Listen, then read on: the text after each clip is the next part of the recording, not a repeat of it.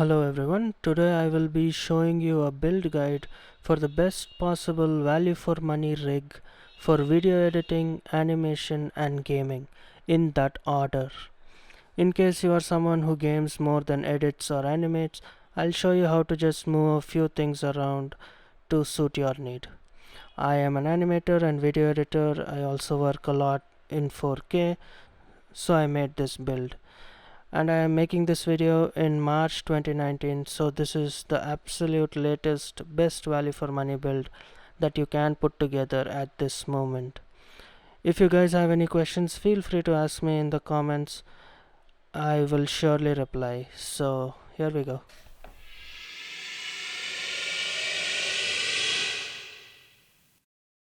To start off, the CPU I picked is the Ryzen 7 2700X. It is definitely the best value for money CPU out there right now. I'll tell you why. It costs around $310, and for this you get a 8-core 16-thread processor, while its competitor, the i7 8700K, costing around $380, has only 6 cores and 12 threads. The i7 does have much better single core performance, and it does overclock up to 4.7 GHz, but all video editing and animating softwares are built for multi-threading. So with the 4 extra threads you will have a considerable boost in performance, and it is of course $70 cheaper. So, and for gamers, some modern games do employ multi-threading, but it isn't that significant. But if you stream games online, then multi-cores do help handle things a little better. So if you're a gamer, maybe the i7 8700K, but it is a little pricey and doesn't come with its own cooler. The 2700X comes with its own Wraith Prism cooler. So overall, the 2700X is the more value for money processor even for a gamer. But some of you who are on a tighter budget can definitely consider the Ryzen 7 2700. The only difference between the X and the non-X version is that this has a base clock of 3.7 GHz and boosts up to 4.3, while this has a base clock of 3.2 and boosts up to 4.1 GHz. The 2700X has a much better cooler, the Wraith Prism cooler, with a TDP of 105 watts, and the 2700 has a Wraith Spire cooler which is much smaller and has a TDP of 65 watts. Other than that, there is pretty much no difference between the two. It costs around $230, so that's a huge difference of about $80. But here in India, the difference is very little, about 3000 rupees. So if you are from the US or some region where the price is hugely different, then go for the 2700. But if not, then definitely the 2700X is the better choice. So look at the price and make your decision. Another thing also, with the 3700X coming up in about 4 or 5 months, the prices of the 2700X and the 2700 will drop in the next 2 months or so. So if you can wait for that. And right now, to make things even better, it comes with its own free game, Tom Clancy's The Division 2, the much awaited release from Ubisoft. I will make a video on how to redeem the game code, so please click the link in the description. The game itself is worth $60. As I was finishing up with the editing of this video, the prices have changed. The 2700X has reduced to $290 and the 2700 has become $250. So only a $40 difference. See, this is what I was talking about. So if there isn't that much difference, or just about $30-40, then I think it is better to go for the 2700X. And for video editors, an important thing is that always invest more in the CPU than the GPU. I know GPU does help with previews, etc., but CPU is where most of the important things happen. So always invest more in the CPU. And so overall, the 2700X or the 2700 is the best value for money CPU. Now for the motherboard, for a 2700X it's good to have a decent mid-range X470 motherboard. The B450s etc. do work, but they're mostly for lesser CPUs. So if you are buying a 2700, then maybe a B450, but if you're buying a 2700X, definitely go for a X470 motherboard. These are the few options. Now, firstly, the MSI Gaming Plus. Second, the Gigabyte Aorus Ultra Gaming. These two are the cheapest among them. Then the ASRock X470 Taichi and the Asus ROG Strix X470F Gaming. But of all the choices, I picked the MSI Pro Carbon. But if during some discount you get the ASRock X470 Taichi for this price, as you see, it is as much as the Pro Carbon, and the Pro Carbon doesn't have inbuilt Wi-Fi or Bluetooth. So if at this price, then just close your eyes and go for it. With inbuilt Wi-Fi and Bluetooth and an amazing VRM, this is the best board that you can get. But from where I am, the X470 Taichi is way more expensive than the Pro Carbon, so I had to pick that. It also has a AC version, but if you want inbuilt Wi-Fi and Bluetooth, it's just better to buy a dongle. Motherboards tend to overcharge customers for their inbuilt wireless connectivity. Also, another advantage is that the technology keeps improving. So this board has Bluetooth 4.2, but now with the new Bluetooth 5.0, you can just get the latest dongle, and you can keep improving that as well, but you cannot replace the motherboard.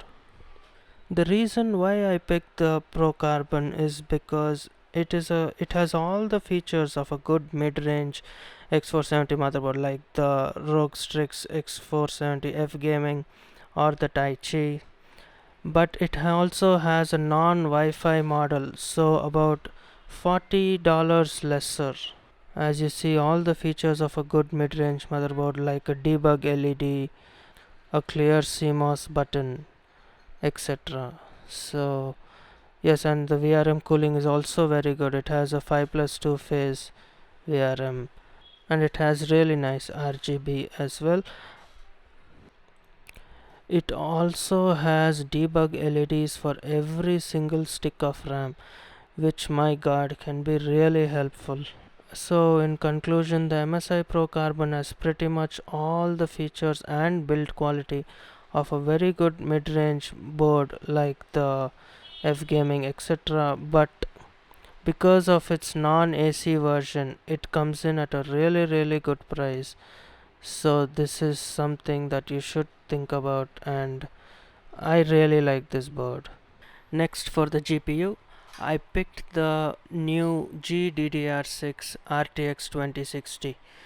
This is where, if you were a hardcore gamer, you might want to look at a better card, but honestly the 2060 in my opinion is the best value for money card right now, and by benchmarks it is much better than the 1070 and the 1070 Ti even.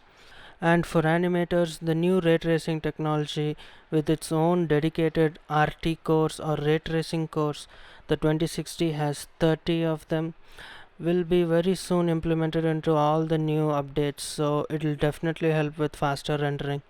And for gamers also, new games like Anthem and Battlefield 5 have implemented RTX already, and clearly there's a very nice difference in appearance. It looks much better. The shadows, reflections, etc., they do look much nicer. I will make a comparison video with RTX turned on and turned off in a future video in case you want to see that. So if you're buying a new card now, then buying 3-year-old technology might not make too much sense right now. The specific card that I picked was the Zotac Gaming Twin Fan card. I didn't buy an overclocked or an OC card. The reason being, Nvidia's own GPU boost technology does an amazing job at auto overclocking, and really there's a very unnoticeable difference between this and a factory overclocked card. And as there is a decent amount of price difference between the two, I thought that this card is the best value for the money paid. The only downside of the 2060 is that unlike the 1070 or the 1070 Ti, there is no SLI support. Would have really been nice to have it, but the problem is that even the 2070 doesn't have SLI. So unless you're looking to put in the big cash and get a 2080, it's just best to get a 2060. The one reason maybe that you would want to buy an overclocked card is because it generally comes with RGB, but this card doesn't. So in case you need RGB, then definitely buy a better card. Next, the SSD. I picked the Samsung Evo 970. As I mentioned before, I work a lot in 4K and it takes up a lot of space. So I bought the 1 TB version. If you don't need that much, just get a 500 GB. It should be enough for most cases. And for most gamers, 250 GB should be sufficient. You can invest the money that you save here in a better graphics card like the 2070 or maybe even the 2080. But for gamers, I would like to make a quick suggestion. If you are going to buy the 2080 or 2080 Ti, then it would be better if you would look for a even better performance CPU like the i9 9900. It's very expensive, but if you have 2080 money, then it is better if you buy a better CPU also. And for editors and animators, if you're buying 2080, maybe you can look in the Ryzen Threadripper direction, so do check those out. So coming back, the Samsung Evo 970 has amazing read and write speeds, a read speed of around 3500 megabytes per second and a write of 2500 megabytes per second. The Samsung Evo Plus has a similar read speed, but its write speed is much better. So if there isn't too much difference in the price, then you can get the Samsung Evo Plus. It's recently launched and it's very good. As you see here, the Evo Plus is in fact cheaper right now compared to the Evo. So this is a really good deal. But I bought mine during a clearance sale discount, so mine was pretty cheap. So that's why I bought the Evo. One thing you might want to know is the as you go higher in capacity, the read and write speed also increases. Like the 500 is faster than the 250, and the 1 TB is faster than the 500, and so on. So keep in mind this also. So it's you're not just paying for the storage, you're also paying a little for a better speed, read and write. And the Samsung also comes with the Samsung Magician software. It makes everything so much faster. The more and more you use it, it uses caching and it just keeps improving with time. There are other SSDs I would like to mention in case you are looking for something a bit cheaper. I picked the Samsung because it is the most stable and reliable SSD out there right now. But there are a few cheaper options. The Samsung is about $230, and if you are looking for a cheaper, definitely get the ADATA SX8200. It is definitely the best value for money SSD. It costs around $180 and about a $50 difference between the two, and the difference in performance isn't that much. A read of around 3500 megabytes per second and a write of around 3000 MB per second. So really, if you're looking for a cheaper SSD, it's the best that you can get. For people who work in 4K, here my 1 TB is already kind of full, only 267 GB left, and I haven't even worked for too long on this computer. So clearly, if you are working with any kind of 4K, then definitely go for the 1 TB. You will definitely need it. Next, for RAM, I got the ADATA XPG Spectrix D40. I got 32 gigs of DDR4 3200 MHz RAM. For the 2700X, 3200 MHz is considered the best value. Anything higher doesn't improve performance greatly. Anything lower, you might not be getting full value out of your PC. So 3200 MHz is considered optimum. It even has RGB, and it's always good to have that. What's the use if you spend tons of cash on a PC and it doesn't even look it? This RAM is a year old, but I got it at a good discount, so I jumped at it. I tested it and it runs smoothly at 3200 MHz without any problem. The reason I bought a 16 into 2 is because my motherboard has a maximum capacity of 64 GB. I don't know when I would need 64 GB, but I'm just trying to be extra future proof, and in case I want 64, then I can just add two more sticks whenever the day comes. For hard disk drive, I bought myself a 4 TB Seagate Barracuda 5400 RPM. It costs around $100. There is no 4 TB 7200 RPM in the regular Barracuda, but if you want to, you can spend a little bit more and get the Barracuda Pro. Both Western Digital and Seagate are similar in price and performance, so you can pick anything that suits you. But if you have a little more cash, you can go for a SSHD, a solid state hybrid drive, which is kind of a hybrid between an SSD and a regular hard disk drive. Their speeds, their price, everything pretty much lies somewhere in between the two. The Seagate FireCuda and the WD Blue SSHD are examples of a solid state hard drive. But the way I work, once I finish a project, I move everything from the SSD back into the hard disk. So, and only very rarely do I access them. So, it didn't really make much sense for me to invest more and get a SSHD. So, I just went for a regular HDD. You do save quite a bit of cash when you do so. So, I just needed a lot of space, and this 4 TB will do just fine. And last, for the power supply, I picked the Gigabyte G750H. It is 80 plus gold certified. It's the best value for money. It comes with detachable modular cables, which is very good for cable management. I picked the Gigabyte because it was cheaper than the Cooler Master, Corsair, etc. It to get modular cables in these brands costs a bit more. And Gigabyte I do trust to make good products, so it is always good to go for a branded power supply. So Gigabyte was my choice. I picked it just for its price. Lost the cabinet completely out of cash, pushed it to the last pocket change. I got the very moderate Antec DF500 RGB. If you are putting this PC together, you really should be looking at a better cabinet. But somehow I've always thought of cabinets as just a piece of metal that holds everything. So I compromised. It looks really amazing though. The real reason why I picked it. It has a kind of a spaceship kind of a look.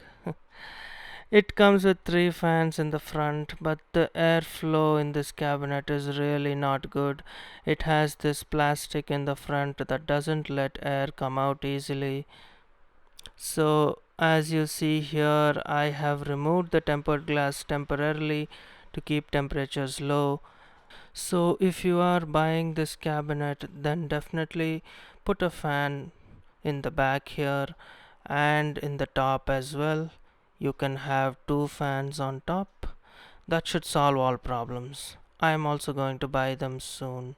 But with just these three fans, the temperature reaches really high under rendering workloads and the CPU starts throttling. Otherwise, it's actually a very good cabinet considering the price. The tempered glass looks stunning, so you can buy it if you have budget restraints. Just make sure to add the extra fans. It also has space for liquid cooling, and if you are going for liquid cooling, then you wouldn't have these problems even. So then the cabinet is even better. The overall build quality of the metal and the glass is very impressive, but mostly it's the looks that got me. Okay, guys, I also build PCs for a living, and if you are looking for one, send me an email. The ID is in the description. And even if you don't want to buy one, I also offer PC parts consultation for very little, about 500 rupees or $8.